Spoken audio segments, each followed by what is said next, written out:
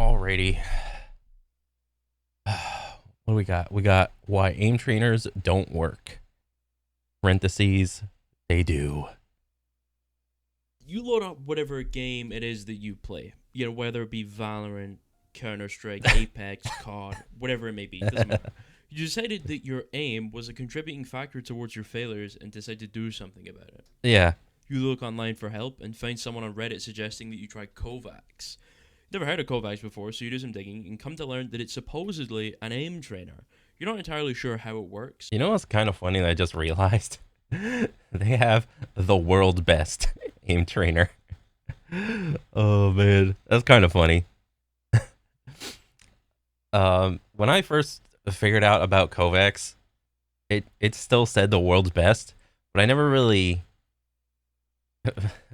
I don't know. I never really thought about it like to say that you're like the world's best aim trainer. But I think Aim Lab and Aim Beast is pretty good too. So it in the grand scheme of things, it doesn't really matter which aim trainer you're using as long as you're aim training. But you decide to purchase it and begin using it. At first, you play scenarios like Six Tail, Jumbo Frenzy, and Extended Tracking because they're popular scenarios. Yep, that's what I did. After a few days, you don't feel any real improvement and go back to researching. During that time, you discover a community called Voltaic. Yep. You join their Discord and find it is a gold mine of information, playlists, and people willing to help. You download some playlists and commit to training 1 hour every day, but after 2 weeks of dedicated grinding, you still aren't seeing any improvement and decide that Kovacs and aim trainers in general just don't work. You go into playing whatever game it is that you started with and become content with your poor mechanics. This happened because aim trainers don't work. How can clicking circles or squares in a game really make you any better, right? Dang. There's no complex movements you have to deal with. You don't have to incorporate movement or apply any game sense. Of course, it makes sense that aim trainers don't work, because the environment the aim trainer offers is different to that of the environment you play in. Oh yeah. So the thing with like aim trainers is that the environment is quote unquote clean and there's nothing really inhibiting your aim. All you really like after you find some like dude setting video, you figure out like what the best settings are. You just have like a little reticle and the targets and whatever theme that you want, like the solid white walls, floor, and so on and so forth. There's no visual clutter in any of the aim trainers or anything like that. But when you go into your favorite FPS, you'll find that going from like a clean environment to a game, there's a lot of things that the developers put into the game for the sake of, I don't know, immersion or notification or anything really. But I don't know. There's like a big argument between like the two groups of, and the main argument is, what do you call it? Yes, you do play aim trainers, or no, you don't play aim trainers at all. Why are you playing an aim trainer? Just put that hour that you would over here into the game. That's like the main argument. Therefore, those skills are non-transferable and a waste of time to try and improve upon. Have you ever thought something similar to this? This is an experience of a huge amount of players who wish to chase the dream of perfect mechanics, and a lot of the reason why many of them fail is an effect I like to call blind improvement, and is the reasons why aim trainers feel like they don't work. Blind improvement is an effect where as you improve at something, you become blind to your own progress. This is why it can feel like you never get any better at anything. I'll explain with a score system to make it easier to understand. So let's say aim is on a scale of about 0 to 1000. 0 being never touched the mouse before, and 1000 being absolute perfection. The average player who does not use an aim trainer likely sits around 30 or 40 points on this scale. Oh. Let's say you have an aim score of 40 That points. used to be me. Simple, and you begin to start grinding Kovacs.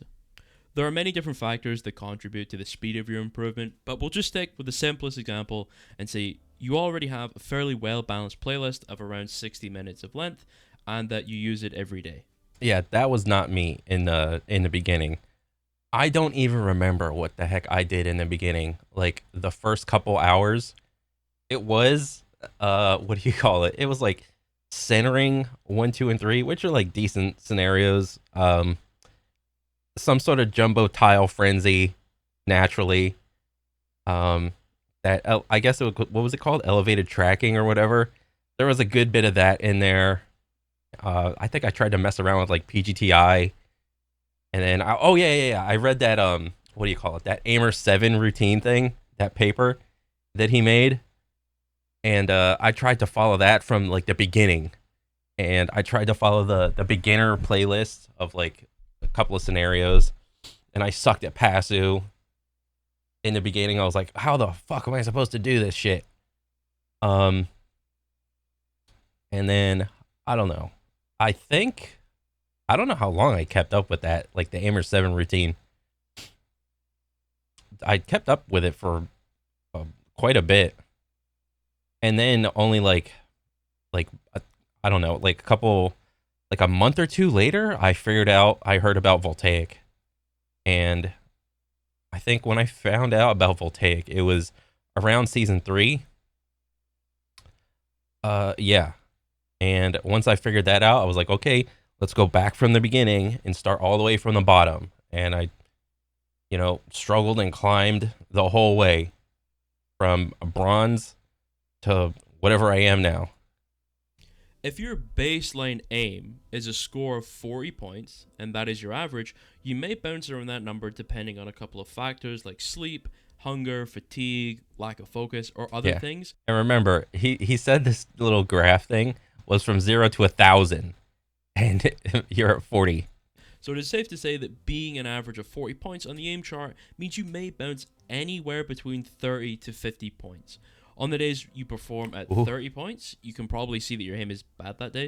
It is extremely noticeable and frustrating, and the opposite can be said when you perform at 50 points. You'll realize you're hitting far more shots than usual, and generally, you're feeling pretty good. Now to the understanding of blind improvement. Because your average score is 40 points, you'll feel totally normal performing at that level. Yeah. The same can be said about someone with an average aim score of 100 points. So, one's own perspective. So, you don't know how bad you are unless you compare your own gameplay to somebody else's gameplay. So, this happened to me back in the day whenever I would play old school, like Halo 1, 2, and 3, the old original Call of Duties. And I was playing on controller at this time too, because at the time I didn't have a computer, and all my friends had consoles. None of my friends had computers. Like, if you had a computer, your family was like they got money. You know what I mean? So I don't know. For me, like when I was young, my family or none of my friends really had like a lot of money. We were just all console bros or whatever. But you know, when I played the old school Halo and Call of Duty games, of course I thought I was hot shit trying to get like above, like essentially if you were above a 1.0 KD, you were hot shit. Or at least I thought I was within my friend group. Now, the 40-point aim player may watch the 100-point aim player and think that their aim is amazing. But Yeah. to that 100-point aimer, their aim is simply average, because that is their reality. Now, the 100-point player is clearly better than the 40-point player. However, when they are both performing at their average, they will feel the same way about their own aim, Yeah. even though there is a large disparity between them both. And now we come to the point of this video. When you grind Kovacs properly, you will improve your mechanics. The reason it feels as though you do not is because your brain is adapting to your improvement by setting a new baseline every day your point score changes. If 1 week you're a 40-point aimer and the next week you're a 45-point aimer, you have massively improved. But your average during that time has risen at the same time as your aim. So This is actually a really good perspective, and I didn't really understand what was happening to me until around like Diamond/Jade. Like up until that point, every time I would get get better at a scenario, like I PR'd or something, from bronze to silver to the fuck is after silver, gold, platinum, diamond. When I was in like silver and bronze, I thought platinum was like the furthest fucking thing away. And then, I kept grinding away with whatever the hell I was doing, like season 3 VT shit. every time I would hit that next rank, I would be losing my shit. I'm like, oh my god, I'm getting better. And then once I got plat complete, I was like, oh, this feels awesome. I'm on top of the world.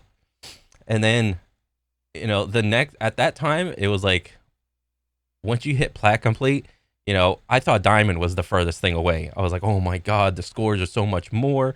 I'm already feel like I'm pushing as fast as like humanly possible. How am I supposed to get my fucking static scores up? Those guys are like so speedy. How are they so perfect and straight and all that shit? But I'd be like in the what I call it is you're in the trenches of trying to progress your score around like the average rank. Um, so you look up videos, whatever you could back in the day of like some dude's aim technique, what he's doing, what's his FOV, what's his sensitivity, and all this jazz, and you're just like, okay, maybe I can just keep going. Maybe I'll hit that lucky, I don't know, that lucky score, that lucky scenario, and I'll fucking hit diamond, and then you just keep grinding, man. Um, and then I hit diamond complete. Like I'd be like all like plat shit, and then I would hit one score diamond. I was like, oh, that's awesome. Let me hit like a different what do you call it? Like a different category. Oh, I got one of those in diamond. Oh, fucking sweet. This is crazy. This is actually working. And then eventually, I hit like diamond complete. And I was like, oh my God, I never thought I hit diamond complete. This is so sick. But it, like doing all that, it never really felt like I had better aim. The only thing I had to compare myself was the ranking system, the sheet. It's like, oh, my aim is diamond. You know, that doesn't mean anything in like a regular ass FPS. It just means, okay, now you're in the standard bell curve. So now, aiming at a 45 point score feels the same as aiming at a 40-point score, because that is your new average. This is why it can feel like improvement is slow or even just not happening, or why people will base your actual aim level off of their aim trainer scores, because it is a tangible, trackable number, and when that number doesn't go up, people believe they are no longer improving, which just isn't true. Yeah. There are many reasons why your score in Kovac. So a lot of the time in the beginning is I thought that if you were getting PRs, you were getting better. Like easy. That's easy to explain to like a new person. But another thing that you can track are your averages. If your averages are going up, you're also getting better. Likewise with your lows, provided you're not like a reset Andy or whatever. Um, so there's like 3 points that you can like track over the course of time. You can track your peaks, your middles, and your valleys. And ideally, you want those all to be like going up. Ideally. But, everybody has their own path to the top of the mountain, it seems. Is meaningless. One of those reasons is the amount of variables that occur during a given scenario. Maybe on your PB, you got really good bot spawns, making it easier than it usually is, Yeah. thus boosting your score without any real improvement. This is why PBs on aim trainers mean nothing and is more about looking at your actual aim. The fundamentals of your mechanics is based off of how much you really improve and not based off whatever score you manage to reach in said aim trainer. I mean, PBs like aren't the worst thing to track in the world, but I would say they are a good indicator to show that you have the potential still like within you to get a little bit better. When you hit like a PR, regardless of, a lot of the scenarios, to be honest, have a lot of, what do you call it, RNG to them. And as long as, so as long as you're hitting your shots like you need to or whatever, or you're tracking smoothly, whatever, even if you get good RNG, you still need to have the mechanics to take advantage of the good RNG. As you improve, you will feel as though you aren't, and this is totally normal and it happens to everyone. As your aim score increases from, say, 40 to 50 to 60 and Mm-hmm. so on, you'll likely feel the exact same way about your aim the entire time, giving the sense that whatever you're doing is not working, which leads to you and many others giving up. You are Yeah. getting better. Now let's look at exactly how to improve and how to track said improvement so I can prove what I'm saying is correct. If you really want to get better aim, then there are plenty of guides and tips and so on all over the internet about Oh it. yeah. And I even have my own guide. It's 2 hours long. It's packed full of everything you could ever need. Whoa. But I understand that's quite a big commitment. So I'll quickly just throw in some of the basic pointers of the video right here. So it's easy for you to get a little bit of a grasp of what I'm talking about. Right, now let's get into some brain chemistry, because I was doing some research on it, and I think it's actually very important, and I've learned quite a bit doing it. A key part to learning and improving is bringing focus to a particular aspect of the training process, okay? And the reason for that is there is a neurochemical system that involves acetylcholine. Oh shit, my boy is getting into the specific neurochemicals. Here we go. And it comes from 2 nuclei in the base of the brain called nucleus basalis, okay? When you do things like aim training and you think about it very intensely and focus on it, acetylcholine is released from basalis at the precise neurons that were involved in that action or behavior, and it will mark those neurons to change during the sleeping or deep resting process later, okay? This means focus plays a major part in the improvement process. Yeah. And it wouldn't... Yeah, focus does play a huge process or a big part in aim training, because I mean, before he mentioned like blind progress, I think the higher the rank you go in the VT benches, the more focus you need to harness from your body and your brain to get to the next rank. And in the beginning, in the lower ranks, it's a little bit more linear, but once you start hitting like Diamond, Jade, Master, Grandmaster, it's like a big cutoff right there, like Master to Grandmaster. This is just what it feels like to me, and it feels like you need it starts to go a little bit more exponential. All right, I could be wrong on this, but whatever. It's linear in the beginning, but then at some point it starts to feel exponential, which is really hard to do. Be possible without this process, obviously. So when we're actually aim training, we need to be applying focus or intense thinking to the process, because it will bring improvement way faster than any other method. Okay, now to talk about the Yerkes-Dodson law. Shout out to a guy called Scrata on Discord for telling me about it. I didn't know about it, and now I know about it because I looked into it. Anyway, Yerkes-Dodson law. I think his name is actually pronounced Yerkes. I'm going to call him Yerkes because that's all I've seen people talk about him with. Thank you to Google for this, by the way. The Yerkes-Dodson law is an empirical relationship between pressure and performance. Originally developed by psychologists Robert M. Yerkes and John Dillingham Dodson in 1908. The law dictates that performance increases with physiological or mental arousal, but only up to a point. Ooh. Basically, if you're a dumbass like me, you might not fully understand what that means. Basically, performance anxiety is good in certain amounts, okay? Is good. Performance anxiety is good up until a point.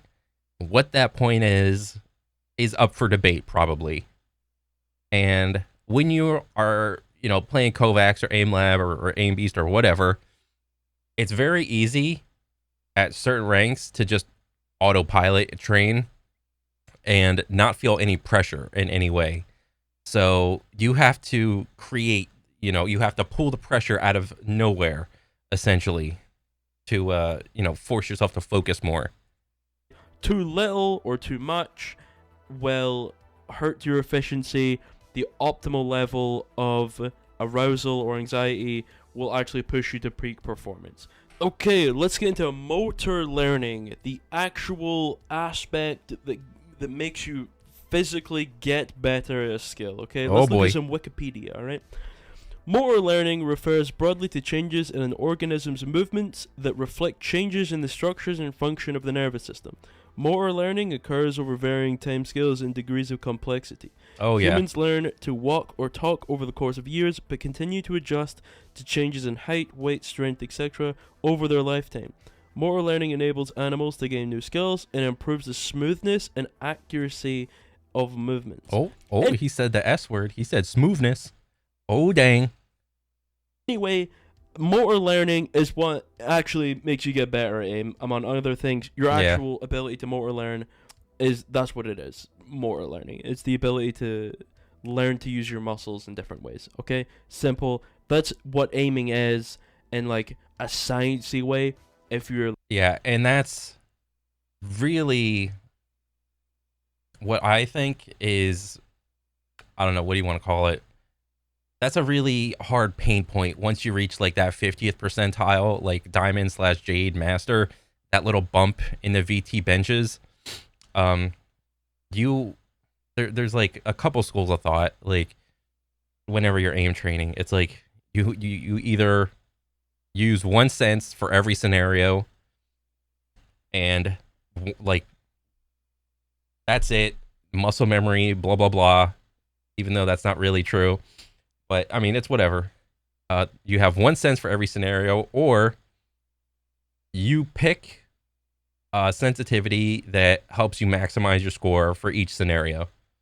Those are like the two schools of thought. Like so, like one sense to rule them all, or you have a pretty wide range to for each scenario type. And that this is like a very divisive topic within like the aim train community or whatever. I don't know. I would probably go on the side of use whatever sense that you want to maximize your score, because as long as the score is going up, your mind muscle connection to your head, your wrist, your arm, your shoulder, those are all getting better as well. But nobody really has any guides on. I would say, like, people will always ask people about, like, oh, what sense for this scenario, what sense for that scenario, what's your FOV, blah, blah, blah. But nobody has really made a guide on, the biomechanics, like what you should be doing with your arm and wrist and shoulder for each scenario type. Like, just because you move your cursor, like left, it doesn't really show you how you did it. Like, I can just use my wrist and go left. I can use my like shoulder and go left. I can just pin my elbow against the desk, and like if that happens, it kind of goes down actually. So there's a bunch of different ways just to go left. And that subject has not really been tackled yet in the aim train community, because that's usually the point where you just grind the shit out of scenarios and you just figure out what works for you. But yeah. like if you care about that. But my explanation earlier of aim is just your ability to move your crosshair and your mouse efficiently is enough. But if you care about actual motor learning and the actual science behind it, you're free to look up motor learning if you care about it, and you're free to look that up and look into it. This isn't necessarily super important to this aim video, so we're just gonna go with it's a thing, and it is a thing. Okay, some more interesting kind of like nerdy stuff. Procedural memory. This is another important part of aim. So let's break into it. Some Wikipedia, because it's simple to understand. Procedural memory is a type of implicit memory, unconscious long-term memory, which aids the performance of particular types of tasks without conscious awareness of these previous experiences. Procedural memory guides the processes we perform and most frequently reside below the level of conscious awareness. When needed, procedural memories are automatically retrieved and utilized for execution of the integrated procedures. Okay, so I would say procedural memory is like the long-term unconscious bullshit that you utilize whenever you're trying to get better at PASU, or at least OG PASU type scenarios. At least in Kovacs, the PASU pattern is very samey, more or less, with varying degrees of like the target size, like the dots and whatnot. Sometimes you have a big dot, sometimes you have a really small one, but essentially the pattern is essentially the same. And unless you grind the shit, I'm talking like, I don't know, for me it took like a couple hundred hours, like 200-300 hours of just grinding different pass-through types. Unless you like take that initiative and put that many hours into that type of scenario, it's very hard to just get a randomly good score on pass-through. The reason you get a good score is because you have good reading skills. And how do you get good reading skills? Well, you look at the pattern and you try to some degree, you have to have good mechanics, you have to have good smoothness and speed and all that jazz. But you really have to know the pattern of the dots, and like some of the good areas to keep your reticle and some of the areas that you want to keep your reticle away from, and so on and so forth. So like for me, I'm in this respect, I am a slow learner, and that sucks. So it took me a couple hundred hours just to get like a decent score at PASU, but I mean, hey, it happened. Procedures involved in both cognitive and motor skills, from tying shoes to reading to flying an airplane. Procedural memories are accessed and used without the need for conscious control or attention. Procedural memory is created through procedural learning or repeating a complex activity over and over again until all the relevant neural systems work together to automatically produce the activity. Implicit procedural learning is essential for the development of any motor skill or cognitive activity. Right, there we go, bazinga, easy peasy, right? Yeah. Basically, procedural memory If is only. actually very important to the learning process, and it's actually very, very useful when it comes to aim training as well. So I would advise you look into it more, because this video is only touching on it. No, that's But fine. as we can see, procedural memory plays a large part in aim training. Okay, we need to be able to understand procedural memory and use it in the best way possible to improve our aim the fastest way. So this, the obviously motor learning, Yerkes-Dodson law, and everything I talked about previously with acetylcholine and bacillus, those things all come together to create perfect harmony in aim training. Yeah. With these 4 relatively basic things, we can apply them all together and truly achieve mastery of any art form. And today we're applying it to aim training to get as good as humanly possible. Now, this can be applied to anything in life, but because we're specifically talking about aim, we'll keep it focused on that. Fair. The only real way to improve is to apply your focus to your tasks, remain dedicated, and challenge yourself. This is why so many people don't actually improve. They lack the drive required to get good at something and try to take the easy way. Yeah, that's another part of it. Like once you reach like a certain level, it takes exponentially more effort to reach the next level. And one thing that you need to start to develop is figure out why you're doing it in the first place. And that's really something that's like I can't answer, he can't answer, or anything.